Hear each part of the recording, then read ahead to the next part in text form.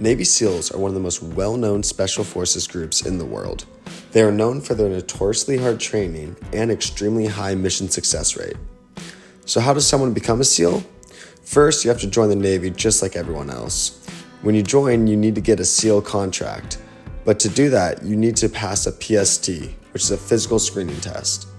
I'll put the minimum standards on the screen, but it's recommended you do much better than the minimum because it's very competitive to become a SEAL, and they choose candidates with the highest scores. After you pass your PST, then you go to boot camp. Once you graduate from boot camp, you go to BUD/S Prep in Great Lakes. Your job is to learn about the special warfare communities as well as to start an extensive physical training program for 6 to 8 weeks. The pre-training program is to help candidates get into better shape because boot camp does not prepare a BUD student properly for their advanced training programs they'll see in Coronado. The pre-training instructors are not interested in weeding anyone out at this point. However, if you do not meet the standards, you will not get to attend BUD/S. The goal of this training is to teach candidates they will not survive the next phase of training if they strive for the minimum standards on the PST. Once you arrive at Basic Underwater Demolition SEALs training, better known as BUD/S, you will join the next INDOC class.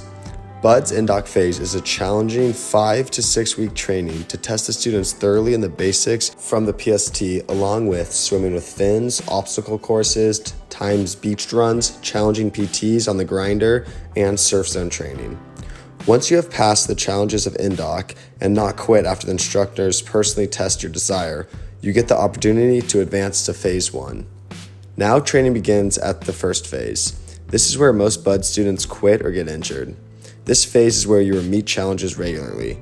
The first phase lasts 7 weeks. The first 2 weeks consist of workouts such as 4-mile timed beach runs, 2-mile ocean swims, BUD/S obstacle course, log PT, hundreds of reps of push-ups, pull-ups, ab exercises, and paddling boat races. Then, on the third week, there's the infamous Hell Week.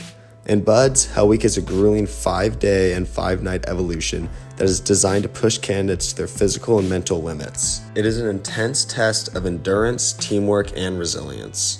During Hell Week, candidates are subjected to a relentless series of physical demanding activities, including long swims in the cold and turbulent waters, running with heavy boats, carrying logs, and enduring little to no sleep while facing a variety of challenging scenarios. The purpose of Hell Week is to access a candidate's ability to perform under extreme stress and sleep deprivation, which are common conditions in actual SEAL missions. Hell Week is known for its high attrition rate, as it is one of the most challenging aspects of BUD/S training. It is also a defining moment for candidates, separating those who can preserve from those who cannot. Candidates who successfully complete Hell Week demonstrate exceptional determination. After Hell Week, you still have 4 more weeks of Phase 1, but if you pass Hell Week, then those last 4 weeks really don't seem too hard. Phase 2 of BUD/S training is known as the diving phase. This phase of training focuses on developing the candidate's skills in underwater operations, diving techniques, and demolition procedures. Here's an overview of what typically happens during Phase 2. First, they learn diving techniques where candidates are taught both open circuit and closed circuit diving techniques.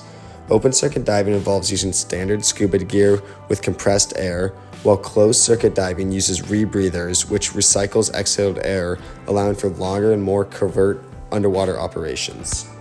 Then there's underwater demolition, where candidates learn how to handle various types of explosives and conduct underwater demolition operations. And combat swimming, where candidates undergo extensive training in conducting underwater navigation in challenging conditions. And lastly, they learn underwater navigation, where candidates are taught how to use underwater compasses and other navigation tools to maintain their course while submerged.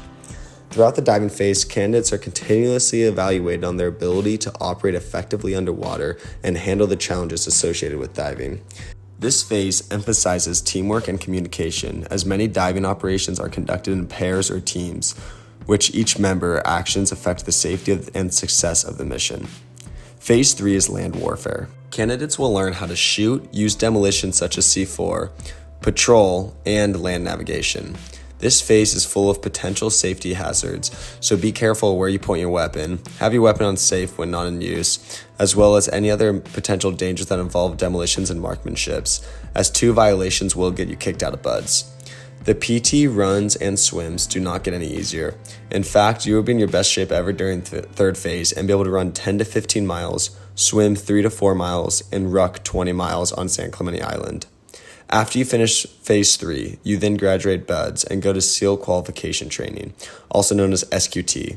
It is an advanced training program that takes individuals who graduated from BUD/S and forms a team that is capable of operating in the water, underwater, from planes and helicopters, ropes and parachutes, boats, and also on foot.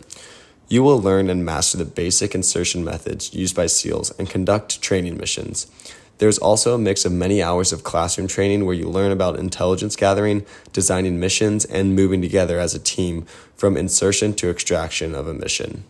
Now, after BUD/S and SQT, you finally get your Trident, which is the SEAL's insignia. After you get your Trident, you get to the SEAL team that selected you and become a new guy and prove yourself all over again to the veteran SEALs you will be joining. You will continue to learn something new each day of your career, and your training never really ends.